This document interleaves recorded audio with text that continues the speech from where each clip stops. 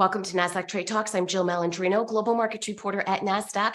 Joining us for this segment, we have Lisa Plaggemier, Executive Director of National Cybersecurity Alliance, to discuss increasing cybersecurity awareness and adoption. We'll also touch on the potential cyber threats of visual and audio AI Incorporation. Lisa, it's great to have you with us. Welcome to Trade Talks.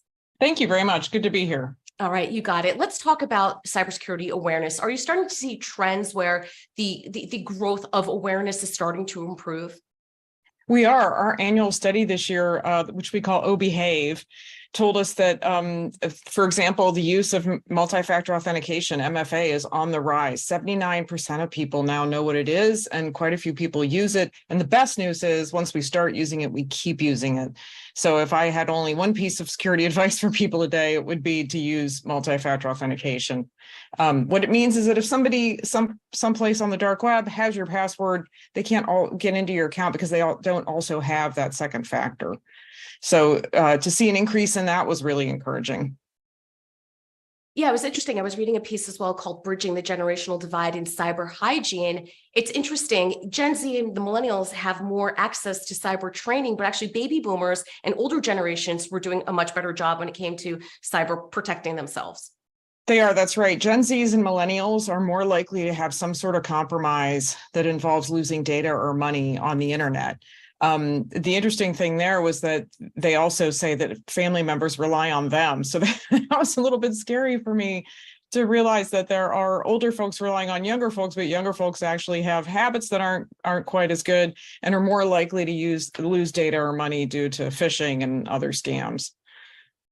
Yeah, and ChatGPT and Gen AI, it's become part of our vernacular, certainly since, let's call it November 2022, right? Because I feel like it's more consumer facing. People understand the different capabilities that it has. And when you incorporate video and voice capabilities into it, that does also open up, another door to cybersecurity vulnerabilities. Absolutely. And I'm starting to hear more anecdotal stories of those happening. So scams that might have previously been done as a phishing email or a text are now involving things like Zoom calls with somebody impersonating a deepfake of the CEO, for example. They can be incredibly hard to detect. And sometimes I think people have to rely a little bit more on their spidey senses. If it just doesn't feel right, there's something about it. Maybe you can't put your finger on exactly what it is that feels fake about the video, but it just doesn't seem like that person. You're just getting the wrong vibe there.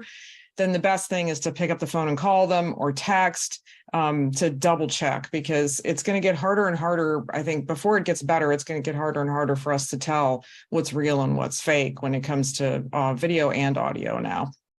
So then what are some of the things that consumers can do to safeguard themselves against voice and visual cyber threats? Well, like I said, sometimes you just have to watch really, really closely and listen closely. And if it doesn't sound quite right or doesn't feel quite right to you and you're not sure why, pick up the phone and call or text the person.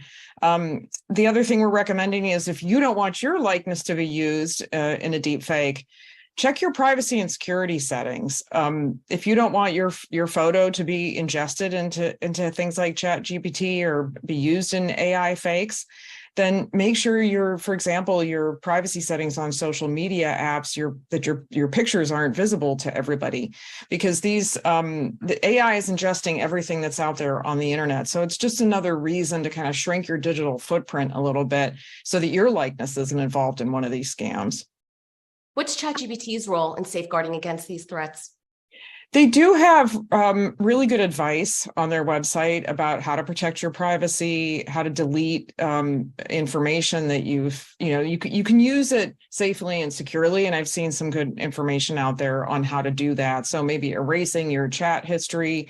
They hang on to it for a little bit longer just to make sure there are no issues. But there are some habits that you can, they're listed on their website, ways that you can use it with your own privacy and security in mind, that you can use it responsibly.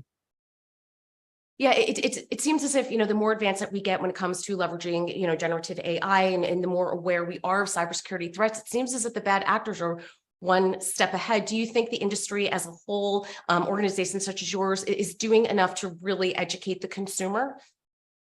We're trying as best we can as a nonprofit. We have tons of great advice on staysafeonline.org. I do wish that some of the organizations that are introducing these technologies would maybe go a tiny bit slower or have some more consumer education that accompany the technology. The problem is that when legitimate organizations try to use some of this technology, you know, we have a lot of discussion about it internally, especially in more mature industries like financial services. You know, we have policies, we're very careful in the way we do things. The bad guys don't have policies. They don't have meetings and large committees to try and get things done. They can be a lot more agile. They can move a lot faster with these technologies than those of us who work in legitimate industries. So yeah, we get a little bit behind the curve when these things are new, because we've got to take into account all the different considerations before we for example, have a company policy on whether or not you're allowed to use these technologies and how to do so safely. And the cyber criminals aren't encumbered by those kinds of considerations. All right, excellent point, Lisa. We appreciate the insight. Thanks for joining us on Trade Talks. I'm Jill Malandrino, Global Markets Reporter at Nasdaq.